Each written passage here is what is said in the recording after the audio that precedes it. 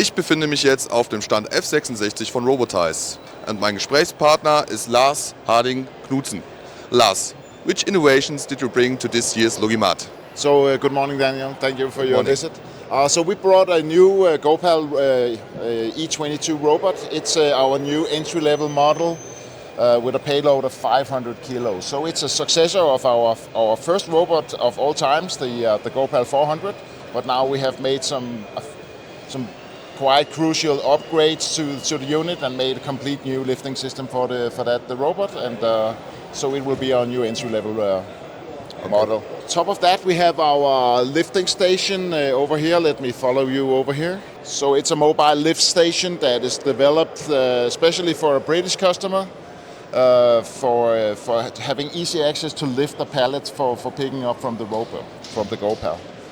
It's for a factory where they stack pretty high, and the operators there are quite short, so they couldn't reach on top of the pallet. So we have made this lifting station that also can be moved around. Quite a cheap solution to have a lifting station. Okay, perfect. Thank you very much. Thank you.